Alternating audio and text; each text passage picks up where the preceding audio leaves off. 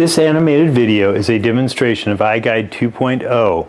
This shows the use of iGuide in placing the neck-defining suture along with the trampoline platysmaplasty.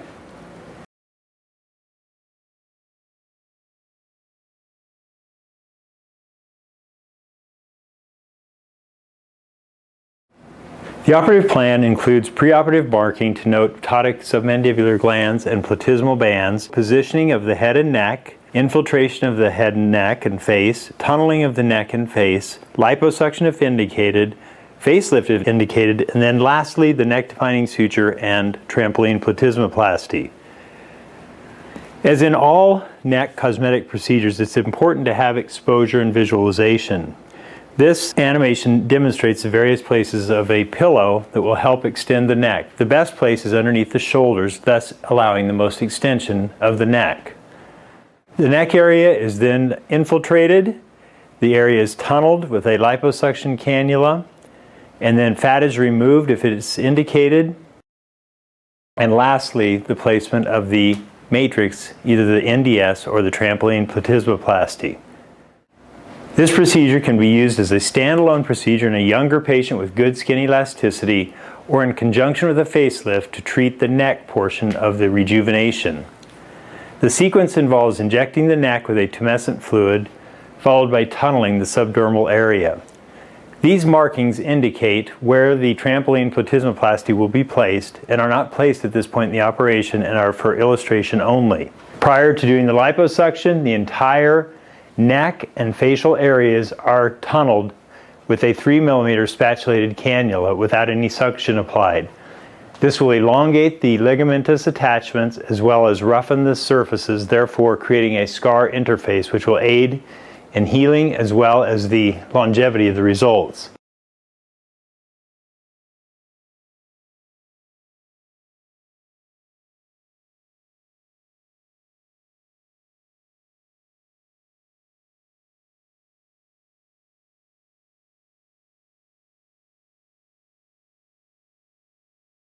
This illustrates the markings of the submandibular glands as well as platysmal bands and the various pivot points for the neck-defining suture. There are 2 points over each area, 2 over the midline, 2 over each right and left mandibular gland, and 1 behind each ear, which will act as the anchor point. The sequencing of 1, 2, 3, 4, and 5 is the left limb of the suture that will be threaded underneath the skin in the subcutaneous space with use of the fiber optic lighted suture rod. The right side is marked with letters, and the threading will sequence from A, B, C, D, E, and out E, where the suture ends will be secured.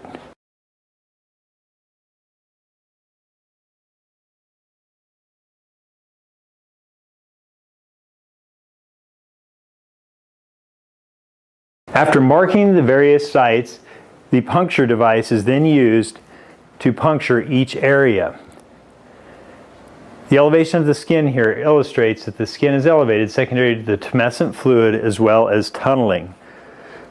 It is per surgeon preference if the surgeon would like to pinch the skin and then use the puncturing device. All areas are punctured and the puncture device is rotated left and right 1/2 turn.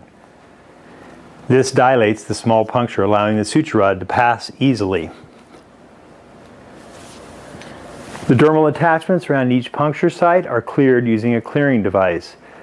The design of this tool was such that it needed to be rotated in a clockwise fashion in order to allow the sweeping away of the ligamentous attachments around each puncture. This will allow the easy passage of the suture rod in and out of each puncture as the suture matrix is weaved underneath the neckline.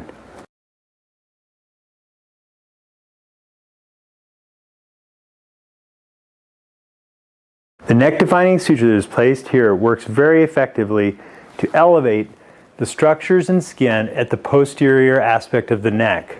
This includes the submandibular glands and underlying soft tissue, as well as the cervical mental angle, as well as the areas around the angle of the mandible, which will help define the jawline. The suture rod is then activated by attaching the light source. The illuminated tip is then inserted in the midline puncture marked with 1, and it's carefully threaded to the patient's left. Visualization of a bright yellow spot of light is necessary to ensure the accurate depth of travel of the rod in the subcutaneous space. Each time the rod is brought out, the tip is left in the space and the rod is pivoted and rotated, and it travels on to the left side of the face to point number 3. The rod is then carried about and around the angle of the mandible up to point 3, where the rod is brought out until approximately 1 centimeter of the tip still remains in the subcutaneous plane. The external portion of the rod is then rotated downward, allowing the internal portion to rotate upward, oriented towards the medial canthus of the left eye. The rod is then brought up so that it will encircle the ligamentous attachments in the mastoid area, and then directed downward to point 4, where it is brought out. The ligaments in the mastoid fascia are quite formidable and will anchor the suture and allow this to elevate the structures at the posterior aspect of the neck. After pivoting the rod through point 5, the rod is then brought out through point 5, and the suture is not cut as it is in this video, but is left intact, and the suture rod is placed in a protected place. This suture will be used to carry on the operation by placing the trampoline platysmaplasty anterior to the neck-defining suture. Remember, do not cut the suture. It'll just be tied here when both limbs are threaded in the subcutaneous space, and then the suture will be continually weaved anteriorly using the trampoline platysmaplasty procedure. The right limb of the neck-defining suture is then placed in the same fashion through each puncture site. Visualization of the bright yellow dot of light shows that the rod is in the correct plane. If the light becomes dull or red, the rod must be withdrawn and then redirected more superficially. If the rod passes too deeply underneath the platysma muscle, this may result in recurrent or residual platysmal banding and a less than ideal result. In the worst case scenario, the rod could create an injury to deeper structures in the neck. Rod is then brought out through point D.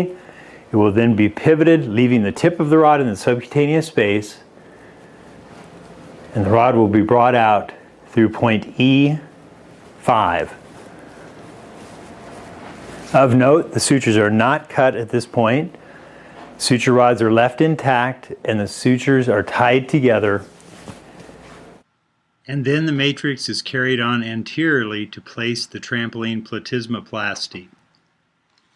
This animation illustrates the tying of the knot at the point just 1 centimeter anterior to the incision site of the first suture consisting of the neck-defining suture.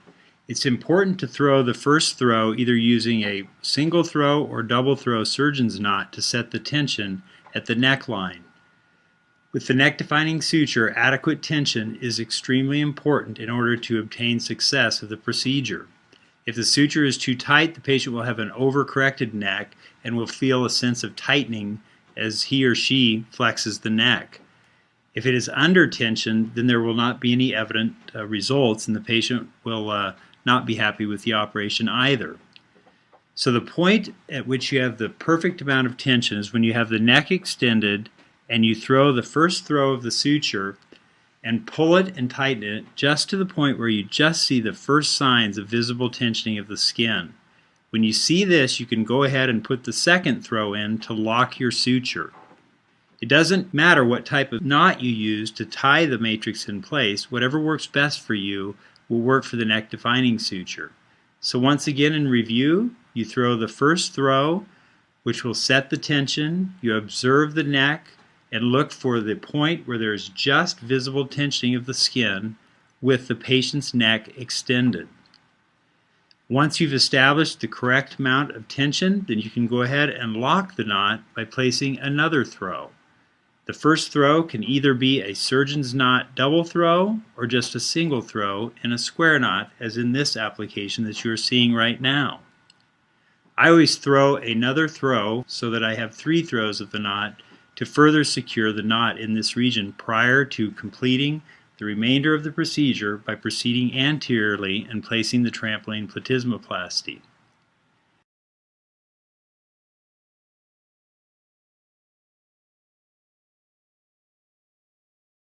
The trampoline platysmaplasty is then placed after the neck-defining suture. This illustrates the tape that is used and placed along the jawline. This is included in the iGuide surgical suture system. As you'll note, there are alternating lines and dots. These are stenciled out from a point extending anteriorly to a point posteriorly, just at the posterior aspect of the angle of the mandible. The reason there are alternating lines and dots is that during the weaving of the suture matrix, this allows the surgeon to go to every other dot just as you would if you were lacing a shoe one lace at a time.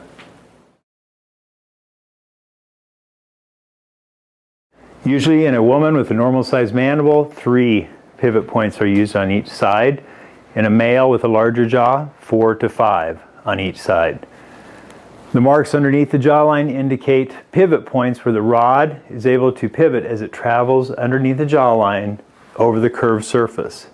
These random dots allow the rod to pivot as it passes underneath the jawline. The puncture device is then used to make a puncture in each of the marked sites. It is rotated to the left and right 1/2 turn, thus dilating the puncture. These are the anchor puncture sites on the lateral ramus, where the suture will be weaved around the ligamentous attachments. The area underneath the jawline, these are called pivot points that allow the pivoting of the rod as it travels around the curved surface of the jawline underneath the mandible.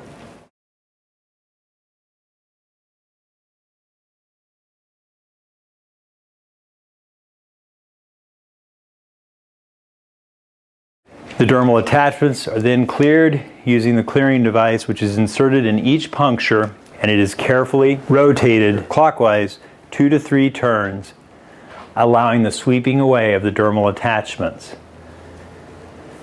The sequence of each maneuver is just the same in the neck-defining suture in order to create the surgical field and prepare it for the light-guided suture rod.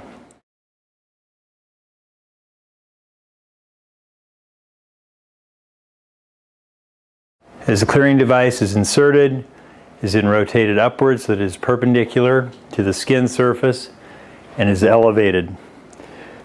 Some blanching can be seen where the tip of it is located as it is rotated clockwise 2 to 3 times. The matrix is then created by grasping one of the suture rods which exited through the puncture wound where the neck-defining suture was placed. The midline, most posterior neck-defining suture puncture site is used as the insertion site for the suture rod. Suture rod is then passed in the subcutaneous plane. If it passes too deeply, a dull red light will be seen transilluminating. This means the rod needs to be backed up and re-advanced more superficially.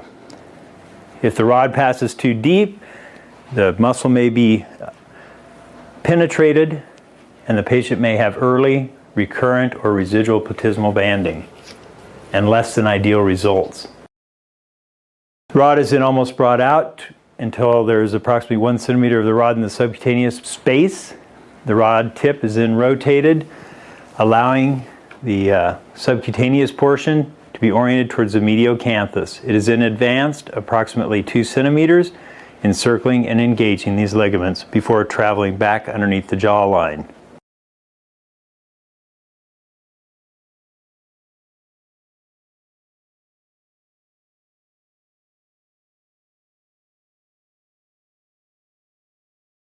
The suture matrix is weaved in a crisscross fashion, going to every other mark as the suture is advanced anteriorly towards the submentum. Eventually the suture will be brought out through the submental stab incision where the liposuction access was obtained, as well as tunneling access.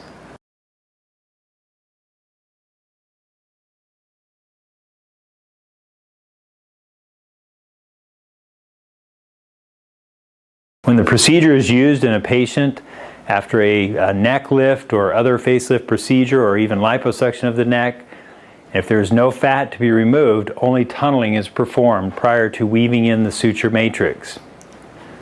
Liposuction is only performed if fat is present.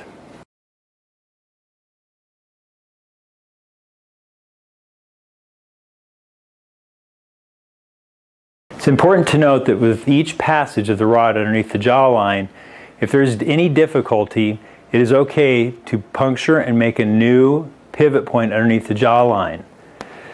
The rod was designed to be straight and should not be bent during this procedure. Therefore, if multiple pivot points are needed to travel around the curved surface of the jawline, they are necessary and will allow the easy placement of the suture matrix.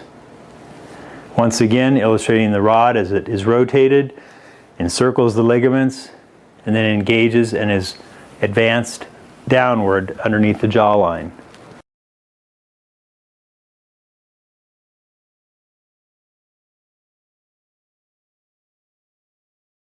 With each passage of the suture rod in the subcutaneous space, the suture is grasped by the surgeon and pulled, thus keeping tension on the suture throughout the entire operation. If the surgeon does not do this and reaches the end of the operation with a loop of suture out of the submetal incision, it is almost impossible to tighten it at this time, secondary to the braided nature of the suture and the weaving around several ligamentous attachments. Upon completion, the two ends of the suture are tightened, the suture rods are cut free. The assistant puts gentle upward pressure in the submandibular area, thus helping to place tension on the suture matrix. The appropriate amount of tension of the trampoline is obtained when there is visual dimpling of the two anterior anchor points along the lateral ramus, as well as visible tension lines underneath the jawline. This dimpling and the tension lines resolve in most patients within 24 to 48 hours. During the first month, when the patients open their mouth widely, they will note some dimpling, which resolves in 4 to 6 weeks. This illustrates what happens when the suture matrix is tightened. The skin approximates the muscles, thus closing the dead space. Patients are placed in chin straps as well as cottoned compressive dressings overnight. They are instructed on the first day post-op to take a shower and apply ice as much as often. This summarizes the preoperative marking, positioning, infiltration of the neck, tunneling of the neck, and liposuction in this patient, as well as placement of the neck-defining suture and trampoline platysmaplasty.